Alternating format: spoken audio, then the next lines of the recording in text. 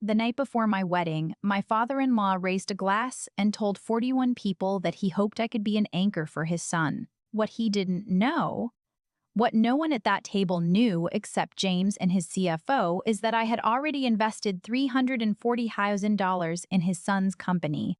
I was the largest individual investor on the cap table. I had been for 2 years. He had been in the same room as me for 8. My name is Marin Solis.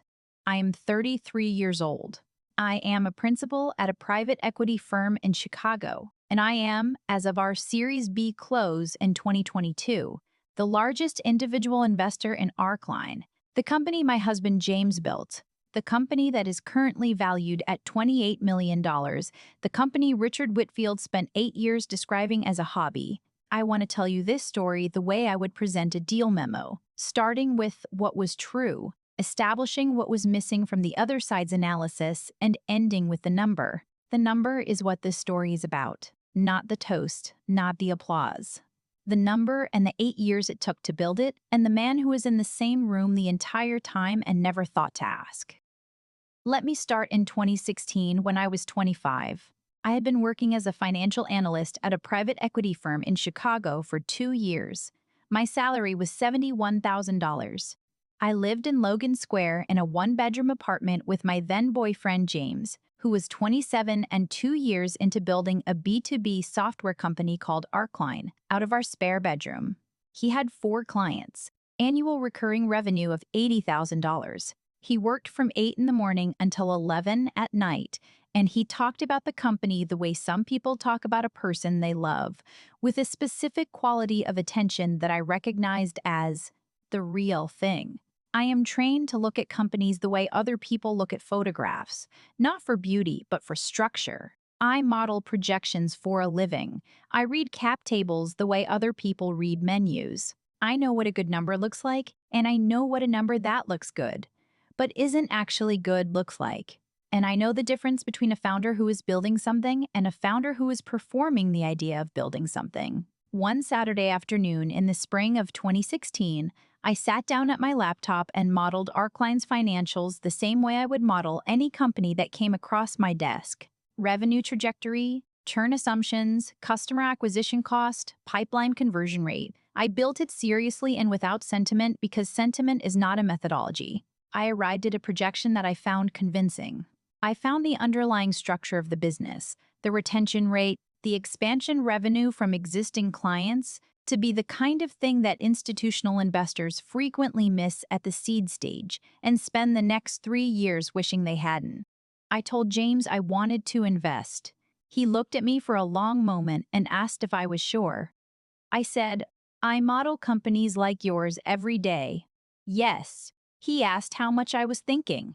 I told him $40,000. He asked where that was coming from. I told him it was my entire savings. He was quiet for a moment. Then he said, "You know this could go to zero." I said, "I know. I've modeled the downside. I'm comfortable with it." He said, "Marin." I said, "James, the numbers are good. Let me do this." He let me. That same month, I met his parents for the first time. Richard and Diane Whitfield live in Naperville, about 30 miles west of the city. Richard is a regional sales director at a medical device company. Good income, stable career, 20 years at the same organization. He wears a Rolex Submariner he received as a service award and mentions his country club membership in the same breath as his name, in the way that people do when a thing has become so integrated into their identity that they no longer notice they are leading with it. We met at a restaurant. It was a Friday evening. James was nervous in the way that people are nervous when they are about to introduce 2 worlds they are not sure will understand each other. I was not nervous. I had read the situation the way I read most situations, as a set of variables with knowable ranges, and I had decided to present myself straightforwardly and let the results be what they were. Richard asked me what I did. I said financial analyst, private equity. He nodded. He said, "Good for a starting point." I noted this. I noted it the way I note things that are data points rather than injuries. Not because it didn't register, but because I understood that his framework for evaluating people had a ceiling he wasn't aware of yet, and that ceiling was not my problem to manage. I filed it and moved on. For the rest of the dinner, Richard directed questions at James about Arkline. Not analytical questions. Not questions about the business model or the customer base or the revenue structure. Questions like, have you thought about getting a real job while the company finds its footing? James said the company was finding its footing. Richard said, your mother and I just want you to have a floor, James. Diane refilled her water glass.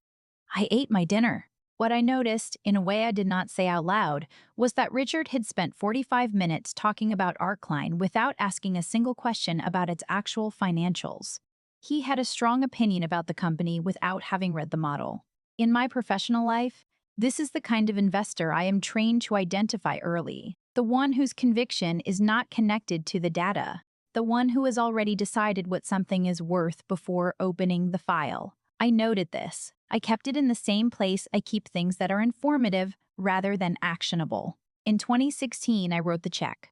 $40,000, my entire savings at a seed round valuation of $1.2 million.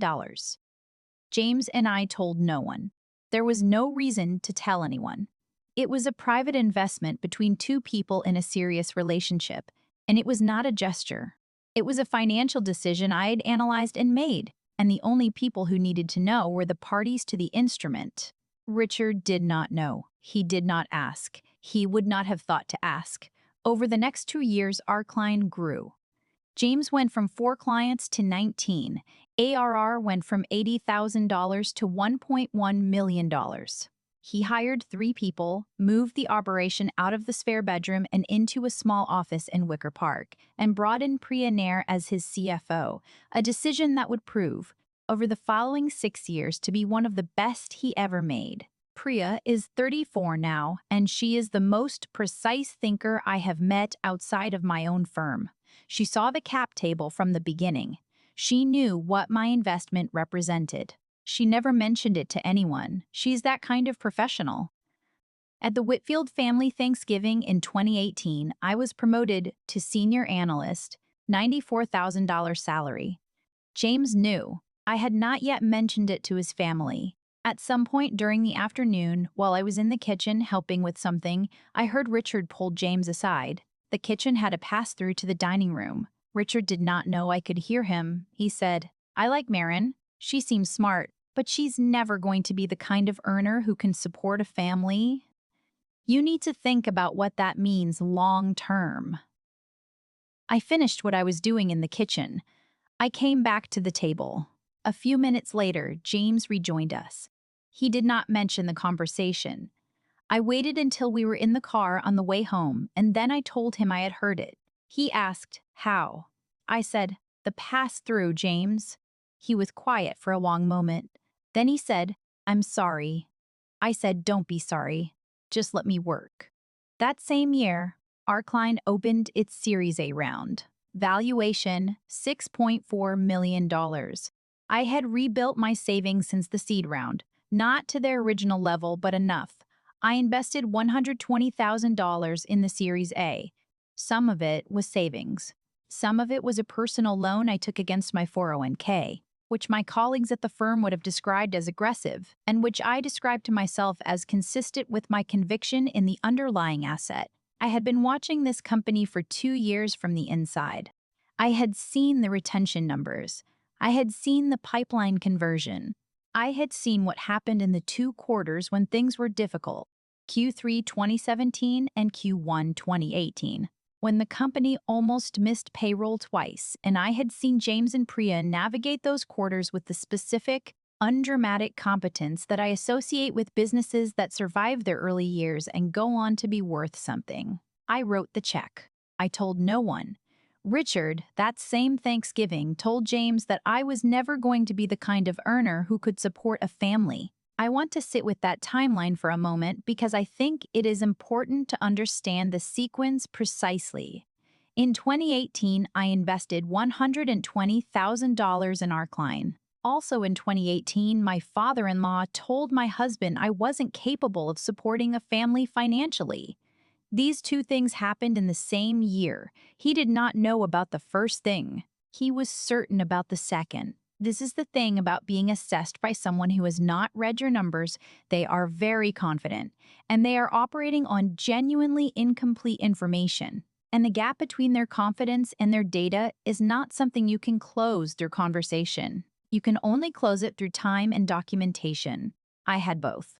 In 2019, I was promoted to senior analyst. I mentioned it at a Whitfield family dinner because it was the kind of thing that comes up naturally in a family conversation about how everyone is doing. Richard said, "Senior analyst, is that a title change or a pay change?" I said it was both. He said, "Good. You'll need it." Then he turned to Carter, James's older brother, who works in medical device sales, same field as Richard, same professional language. The son Richard has always found easiest to see clearly. And asked about his most recent sales quarter, Diane refilled the wine. The conversation moved on. I noted the exchange. I added it to the same internal file where I keep the other exchanges, not out of resentment, but because I am someone who documents things. And because patterns are only visible when you have enough data points. In 2021, James proposed. I said yes on a Tuesday evening in our apartment over takeout, which is exactly the kind of proposal James would engineer. No performance, no restaurant, just the two of us, and the question said plainly. Richard and Diane were told the following Sunday. Diane posted prayer hands on Facebook. Neither post included my name. I noted this. It was consistent with the data.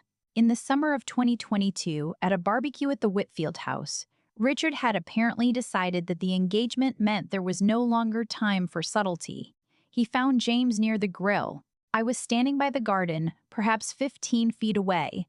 Richard said, in a voice he did not modulate, "I'm going to say this once. That company is a hobby, and Marin is a nice girl, but she is never going to amount to the kind of woman you need beside you. Carter's wife brings in $200,000 a year. I'm just asking you to think about your future." James put down the tongs. He said, "Dad, I need you to stop." Richard said, "I'm your father. I'm allowed to worry." James said, "You can worry quietly." Richard went inside. Diane followed. James turned and found me at the garden. We looked at each other for a moment. He said, "I'm sorry." I said, "You don't need to keep apologizing for him." He said, "I know. I'm going to anyway." I appreciated this. It is one of the things I appreciate most about James. He is not a man who explains away the things in his life that don't work. He names them and stays with them and takes responsibility for what is his to take without being leveled by what isn't. 3 months after that barbecue, the Series B round opened. Our client was valued at $28 million. The company had grown to 41 clients, $7.4 million ARR, a sales team of 11, and a product that had just been reviewed positively in 2 industry publications. I had watched every step of this growth. I had been, in some small but real way, part of funding it. I invested a final $180,000. Total capital invested across 3 rounds, $340,000. My equity stake at Series B valuation, approximately $2.1 million on paper. I was our client's largest individual investor, larger than the institutional seed participants, larger than the friend who got in early, larger than anyone who had written a personal check to this company. James knew. Priya knew. No one else knew. Richard did not know because he had never asked.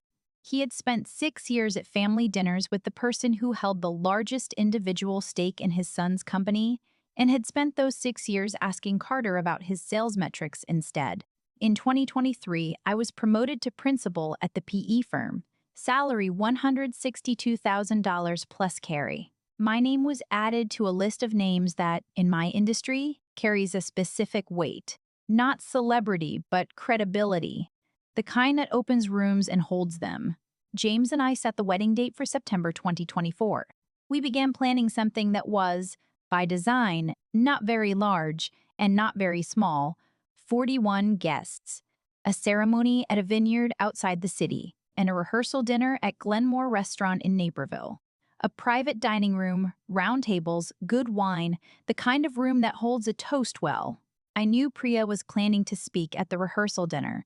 James had told me. He had also told me that he had told her she could say whatever she felt was true. I had not asked for specifics. I trusted her judgment entirely. What I knew was this. Priya had been watching what I had built alongside James's company for 6 years, and she had been watching Richard assess me for nearly as long. And she is not a woman who lets a gap between evidence and verdict go unaddressed indefinitely. On the evening of September 13th, 2024, I arrived at Glenmore Restaurant and sat down at the table I would share with James for the rest of our lives. The room was the way rehearsal dinners are, warm, a little louder than expected, the particular energy of two families in the same room for one of the first times, finding the conversational registers they would carry into the wedding and the years after it. Richard was at the end of the table in a jacket and his Rolex. Diane was in a cream blouse with her pearl bracelet. Carter and his wife Stephanie were to their left. My parents were across from them. My father, who is a civil engineer and does not speak unless he has something specific to say, and my mother, who does speak and says things worth hearing. 90 minutes in, Richard stood and raised his glass. I want to be precise about his toast because the specific words matter more than a paraphrase. He said, "James has always been the dreamer in this family." He paused. He said this with the warmth of a man who believed he was paying a compliment and had not yet identified the ceiling in it. "We just hope he's found someone who can be the anchor." Another pause. The room held. "Marin, we wish you both well." 41 people raised their glasses with the uncertain energy of people who cannot tell if what they just witnessed was loving or conditional or both. A few people drank. Someone near the back said something quiet and a few people around them laughed with the relieved laughter of people filling a silence. Richard sat down. Diane touched his arm.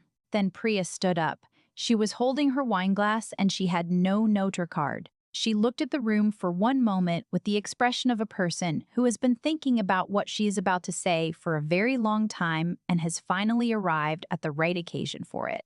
She said, "I'll keep this short because I know we have a full evening. My name is Priya. I'm James's CFO and co-founder, and I've known Marin for 6 years." She paused. She looked at me. 6 years ago, when Arcline was 11 months old and we had 4 clients in a very optimistic spreadsheet, one person looked at our numbers and wrote a check. Not because she was obligated to. Not because anyone asked her to. Because she read the model and she believed in it. The room was listening now in a different way than it had been listening before. The quality of attention had shifted. I could feel it without looking at anyone. The way you feel when a room moves from social courtesy to actual attention. Priya took a small sip of wine. She said, "That person was Marin. She has written 3 checks since then, across 3 funding rounds, totaling $340,000. As of our Series B close in 2022, she is Arcline's largest individual investor. Her current equity stake in the company that James built, that we all built, is valued at just over $2 million. She raised her glass. "James is marrying his largest investor. And in my professional opinion, he has always been the better investment she ever made." The room did what rooms do when 41 people recalibrate at the same time. Laughter first. Genuine laughter, the kind that comes from surprise that arrives as delight rather than shock. Then applause. Then the particular quality of silence that follows large applause in a small room, the kind of silence that is not empty but full of everything that has just been rearranged. I did not look at Richard when Priya said the number. I looked at Priya because she had earned that. Then I looked at James, who was looking at Priya with the expression of a man who was not surprised by the content and was only mildly surprised by the timing. He turned to me. He said quietly enough that only I could hear, "I told her she could." I said, "I know." My mother put her hand over mine on the table. She did not say anything. She did not need to. My mother has known what I was doing for 8 years. She is a woman who reads numbers and does not make speeches about them, and in this way we are very much alike, and her hand on mine was the most complete thing said in that room all evening. I allowed myself one slow breath, 1.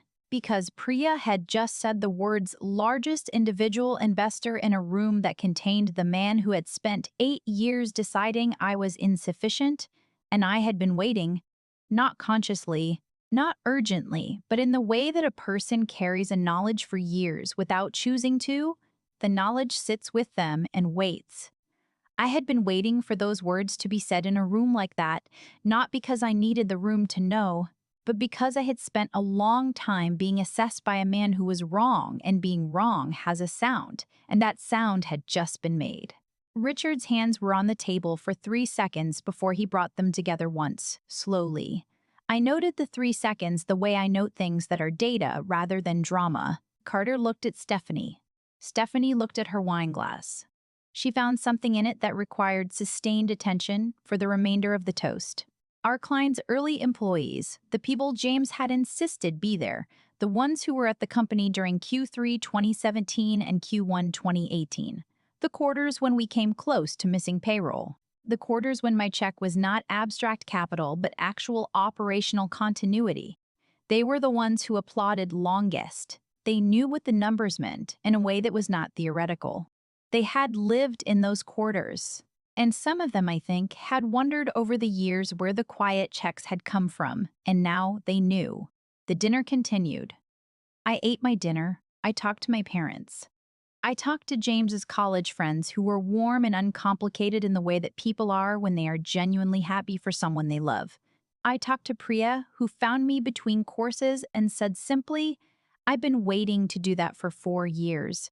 I said, I know, thank you. She said, don't thank me. I read the cap table. I was stating facts. This is one of the reasons Priya is exceptional. She does not understand the line between professional statement and personal vindication, because for her, there is no line. The cap table is a document. Documents say what they say. She read it out loud. That is all. Near the end of the evening, I was standing by the coat check, getting my jacket for a moment of air. Richard found me. He is not a man who seeks out conversations he cannot control, and so I recognized the effort it took him to cross the room. He stood next to me. He said, I may have underestimated you. I looked at him. I held the look for a moment, not unkindly, not triumphantly, but with the direct and level attention of a person who has been waiting for the other side to read the file. I said, yes. I picked up my coat. I walked back to the table. I want to tell you what I was thinking in the car on the way home that night, because I think it is the most honest part of this story. I was not thinking about Richard. I was thinking about 2016, about a Saturday afternoon in Logan Square, when I was 25 years old with $40,000 to my name, and I sat down at my laptop and modeled a for-client software company the same way I would model any company that crossed my desk, and I arrived at a number I believed in, and I wrote a check. I did not write that check to prove anything to Richard Whitfield. He was not in the room. He was not in my thinking. I wrote it because the numbers were good and I trusted my own analysis, and I believed in the thing James was building, and I had the resources to act on that belief. That is the only reason. There was no performance in it. There was no future toast. There was just a model, a check, and the specific confidence of someone who has spent 2 years learning to distinguish good companies from companies that look good, and knows, in her body, when she is looking at something real. That is the detail I want you to carry from this story. Not the toast, not the 3-second pause, the Saturday afternoon, the spreadsheet, the 25-year-old writing a check from her entire savings into a spare bedroom company because the numbers said to, and she trusted the numbers. Richard could not have known because he never looked. Not at my numbers, not at the company's numbers, not at any actual data that was available to him at every family dinner for 8 years. He made his assessments from something else, from category, from surface. From the specific professional framework of a man who has spent his career in a field with visible compensation structures and legible status markers, and who looked at me and could not find my number in a column he recognized. I do not say this with cruelty. I say it as an analyst. He was working with incomplete data and did not know it. The incomplete data produced a confident but inaccurate result. This is not unusual. It is, in fact, one of the most common failure modes in investment analysis, in management assessment, and in families.